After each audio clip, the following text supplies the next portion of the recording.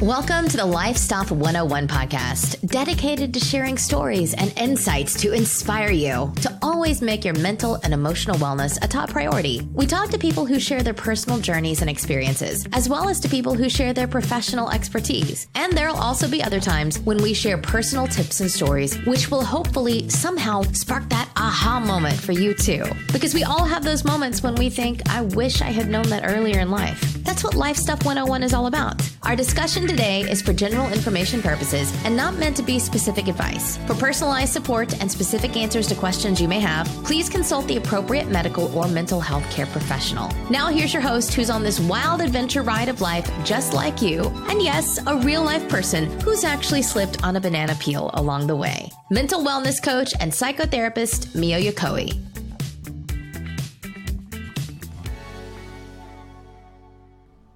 My name is Mio, and I'm a seeker, coach, and psychotherapist, and welcome to episode 0 of Life Stuff 101.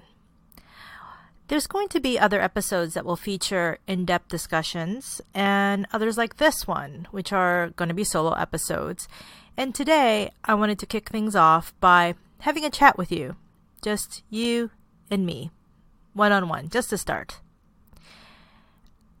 I just wanted to share a little bit about myself and maybe to give you an understanding of who I am today and why I've decided to start this podcast. There was a time many, many years ago when I was working in the corporate world, living downtown in a thriving city, and had been checking off a bunch of stuff on what I thought was my checklist, my life checklist. I was in my mid-20s and feeling pretty empty and lacking. And the thought that kept running through my head at the time was, there must be more to life than this. And at that time, I was flipping through the local alternative weekly newspaper, which interestingly enough, after all this time is still publishing on paper. It's actually called Now Magazine here in Toronto. I came across an ad to participate in a 660-kilometer bike rally from my hometown here in Toronto, Canada, to Montreal over 6 days. And for those of you not familiar with kilometers, that's roughly 410 miles. That bike rally is called Friends for Life Bike Rally. And it was for the People with AIDS Foundation. And at the time, there was also the requirement to fundraise $2,000 to participate. I haven't looked into it recently. I'd imagine it's a little bit more now, but at the time it was $2,000. And just a bit of context here. I grew up in the 80s, and my parents knew folks who were diagnosed with HIV and AIDS as I was growing up. And this is a cause that's very important to me. And I have to be honest with you, the fundraising part was just as daunting as the physical part of it, which was the ride itself. I have a hard time asking for help, and really not much in terms of a family network that I was able to lean on.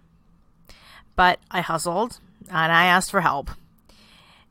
Didn't train as much as I should have, but I met the necessary requirements, and I found myself at the starting line. Now, I have to also add here that while most people participating in that rally seemed to know other people, I was doing it without knowing anybody. And as a shy introvert, there was another challenge that I had to work with. There's a point to me telling you all of this.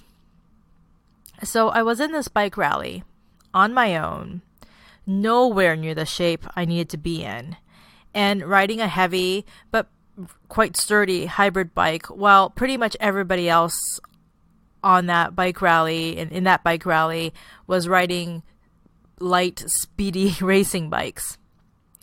So it was literally a test of physical and mental endurance. Have you ever heard of a cyclist referred to bonking? is a term to bonk.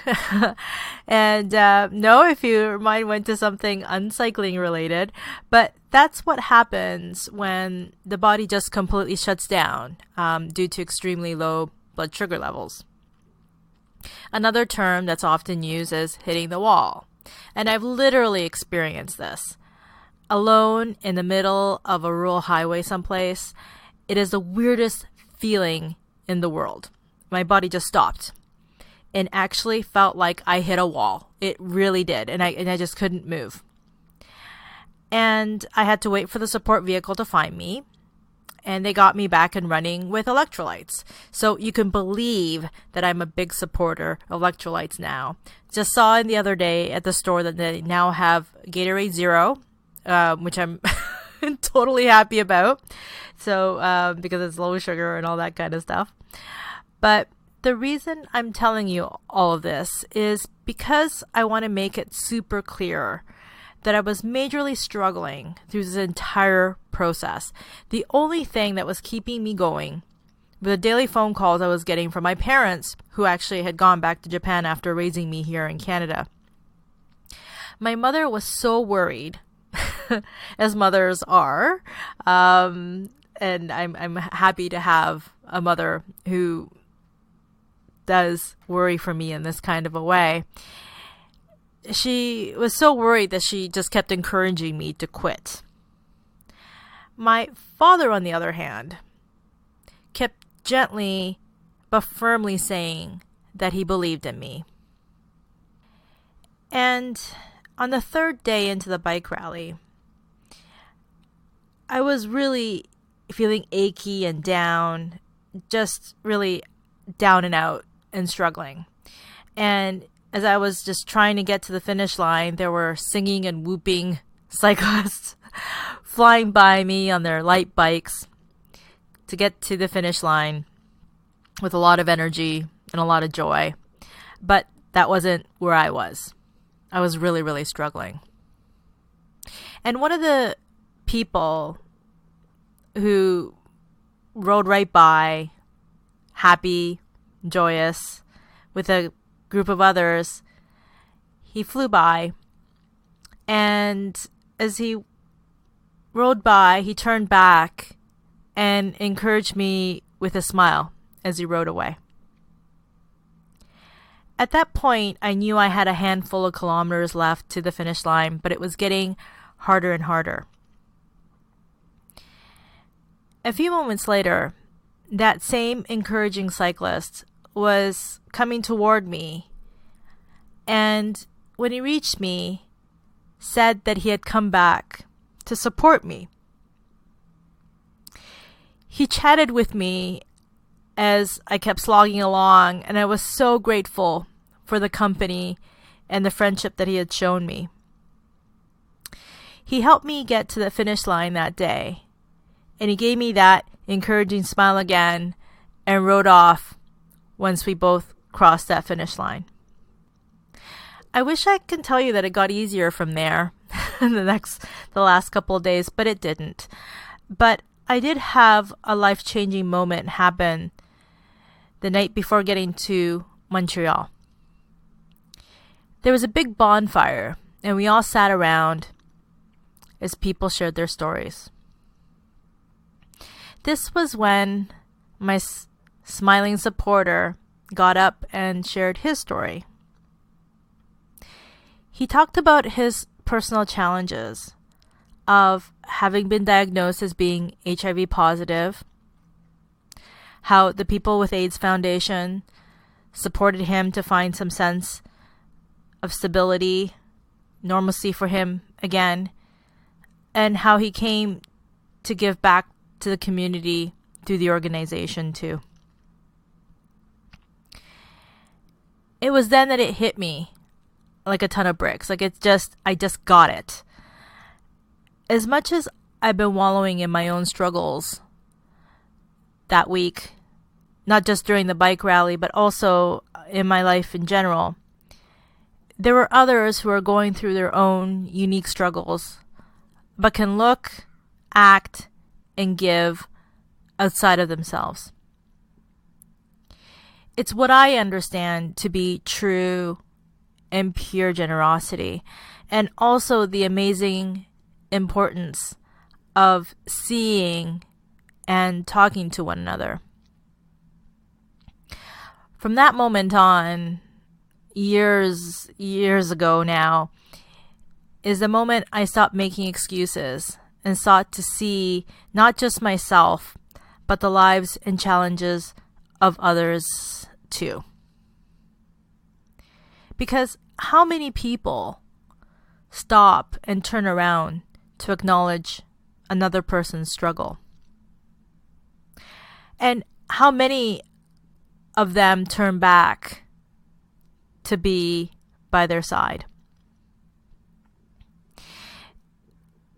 The reason you're listening to this podcast right now is because of that experience, because of that man. What I hope to do is have this podcast be like that sharing bonfire I experienced many years ago. But what I learned was that I had to do more for myself so I could also do more for others. And as a result of what I experienced during that bike rally, I went on to find another profound individual in my life, my therapist, who helped me understand so much more about myself and who inspired me to pay it forward. I went back to school for training, and since 2009, I've been working as a registered psychotherapist and coach in private practice. So I know what's possible when we can pay attention to life stuff. And I also learned from both working as a therapist and my own personal experiences that mental wellness is something that requires care on an ongoing basis. Just like you understand the need to take care of your physical health on an ongoing basis. Taking care of your mental wellness doesn't just have to be about meditating, journaling, and counseling, and all those things are extremely helpful too. But it can also be about paying attention to yourself and others, connecting to ourselves and others. And that's what Life Stuff 101 is about. It's my goal to share stories and insights that will hopefully help to inspire you to think about your mental and emotional resilience. Sometimes it will be through the personal experiences of others. Other times it will be through someone's professional expertise. And at other times, it might just be through tips or stories that somehow, some way hits home for you. Not only so we can be the best that we can be, but so that we can also be the very best we can be for others too. Since that bike rally many years ago, I have worked really hard to do right by that smiling supporter who rode by my side that day. I strive every day to be that person who can see with an open mind and heart others as well as myself, and to do my best to be a supporter and cheerleader too. It's so exciting to be going on this new podcasting journey, and hope you'll be along for this rally with me. Where this time I know a ton more stuff so that I hopefully won't be hitting the wall. But I know that I'll have my miracle mob with me so that we can all be looking out for each other and be by each other's side. And before I sign off for today, if you'd like to see that ad for the bike rally from 2003 that started it all, head on over to lifestuff101.com and sign up for updates on upcoming episodes. Thank you so much for joining me today, and until next time. Thank you for listening to today's episode of Life Stuff 101. If you haven't already, please subscribe so that you'll be among the first to be notified when new episodes are released. Always be sure to check out lifestuff101.com for show notes and to be a member of Mio's Miracle Mob. Because as the wise modern-day philosopher John Bon Jovi once said, miracles happen every day. Change your perception of what a miracle is, and you'll see them all around you.